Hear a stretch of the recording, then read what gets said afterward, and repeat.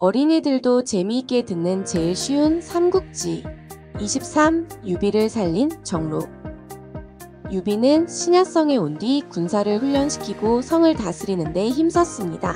백성들은 유비의 정치로 삶이 나아지자 모두 유비를 칭찬했지요. 어느 날 유표가 유비를 불러 식사를 대접하고는 고민을 이야기했어요. 유표의 큰아들인 유기는 착하고 덕이 있지만 너무 유약해서 걱정이고, 둘째인 유종은 똑똑하고 눈치가 빠르지만 후처인 채씨가 낳은 아들이었어요. 예법대로 유기를 후계로 정하자니 채씨 일가가 반란을 일으킬지도 모른다는 걱정을 하고 있었지요. 이에 유비는 둘째를 후계로 세운다면 훗날 큰 갈등이 발생할 수 있으므로 예법대로 유기를 후계로 앉힐 것을 권합니다. 그리고 채씨 일가가 걱정이라면 지금부터 그들의 힘을 조금씩 약하게 하면 된다고 조언했지요. 문제는 이 이야기를 채씨 부인이 몰래 듣고 있었다는 겁니다.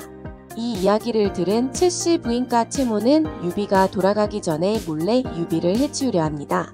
이것을 알아챈 유표의 부하인 이적이 유비에게 이 사실을 알려주지 않았다면 유비는 그 자리에서 죽었을지도 모르죠. 결국 유비는 이적의 도움으로 무사히 형주성을 빠져나와 신야로 돌아갔습니다. 채모는 눈엣 가시인 유비를 얼른 해치우고 싶었습니다. 그래서 유비를 형주성으로 불러들일 방법을 모색했죠. 마침 올해 형주의 농사가 잘 되어 여러 손님을 초대하여 잔치를 열게 되었는데 유표의 건강이 좋지 않아 유비의 도움을 받아 잔치를 진행하자는 의견이 나왔습니다. 채모는 이 자리에서 유비를 없앨 궁리를 하죠. 이 소식은 유비에게도 들어갔습니다. 분명히 함정일 거라는 것을 알고 있는 유비 일행은 고민했습니다.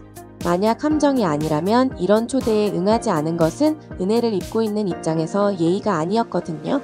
결국 유비는 조은과 정예병사 300명의 호의를 받으며 형주성으로 가 잔치를 주도하게 됩니다. 유비의 주도하에 잔치가 무르익어 갈 때쯤 채모의 신하들이 조은과 병사들에게 말했어요. 따로 잔치상을 마련했으니 이 좋은 날에 딱딱하게 서 있지만 마시고 목이나 좀 축이시지요. 조은은 한사코 거절했으나 유비는 마음을 놓고 조은에게 밖에서 부하들에게 맛있는 것을 먹이고 쉬다가 오라고 명했지요. 이렇게 조은과 병사들과도 떨어진 유비에게 유표의 부하 이적이 찾아와 말했습니다. 유비님, 채모가 황숙을 죽일 계략을 꾸몄습니다.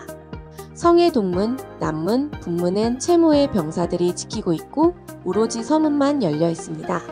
서문 앞에는 단계라고 불리는 강이 막고 있어서 지킬 필요가 없다고 판단한 게지요. 지금 바로 서문으로 도망치셔야 합니다. 유비는 너무 놀라 조은을 찾지도 못하고 정로에 올라 서문으로 달렸습니다. 채모도 유비가 도망갔다는 소식을 듣고 군사를 이끌고 유비의 뒤를 쫓았죠. 유비는 일러준 대로 서문 쪽으로 도망쳤습니다. 서문 앞에는 세찬 물살이 흐르는 단계라는 강이 흐르고 있었죠. 건너편까지는 몇 장이나 떨어져 있어 배가 없으면 건너기 힘들어 보였습니다. 유비가 망설이고 있는 사이 채모의 군사들이 저기 멀리서 달려오는 것이 보였습니다. 유비는 할 수 없이 정로를 타고 단계로 뛰어들었지요. 몇 걸음 떼지도 않아 정로의 앞발이 진흙 속에 빠져서 움직일 수 없게 되었습니다. 정로야? 정말로 나를 죽이려는 것이냐? 그때였어요. 정로는 유비의 말을 알아들은 듯 갑자기 몸을 날리더니 반대쪽 강변까지 단숨에 뛰어 올랐어요. 뒤쫓아왔던 채모와 병사들의 입이 떡하고 벌어질 만한 장면이었죠. 하늘이 유비를 살려준 것인가? 더 이상 유비를 쫓을 수 없게 된 채모는 이렇게 생각할 수밖에 없었어요. 채모가 쫓아올 수 없는 곳까지 도망친 유비는 작은 시골 마을에서 기이한 인연을 만나게 됩니다. 자신을 알아본 한 어린 목동을 따라간 곳에서 검은고를 타고 있는 은거 중인 선비와 마주하게 되죠. 그의 이름은 사마위로 세간에는 수경선생이라 불리고 있었습니다. 유비를 만난 수경선생이 말했어요. 일찍부터 장군의 조남을 들어왔습니다. 하지만 지금까지 아무런 업적도 이루지 못한 것을 보니 아무래도 장군의 곁에 현명한 신하가 부족한 것 같습니다.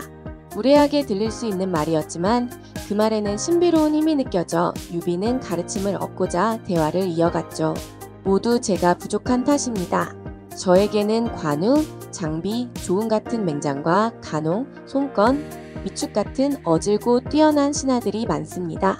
물론 관우, 장비, 조는 세상에 보기 드문 장수입니다. 하지만 간호, 손건, 미축은 책을 조금 읽은 선비에 불과하죠. 세상을 구할 인재라고 볼 수는 없습니다.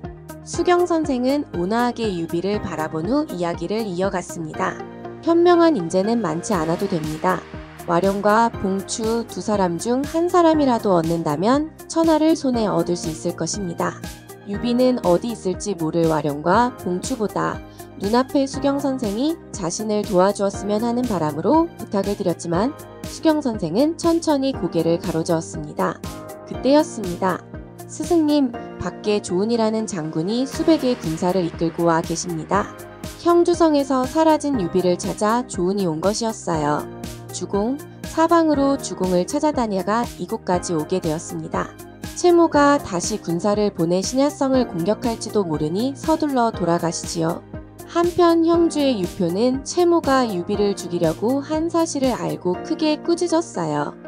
그리고 유비에게 사과의 편지를 보내고 채모를 사형시키려 하죠. 하지만 유비의 부탁으로 채모는 목숨을 건지게 됩니다. 다음 편 예고.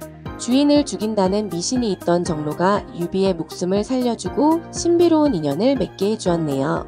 수경 선생이 일러준 와룡과 봉추, 그 유명한 제갈량과 방통을 일컫는 말이지요. 다음 이야기는 유비와 제갈공명의 이야기가 펼쳐집니다. 다음 이야기를 기대해주세요.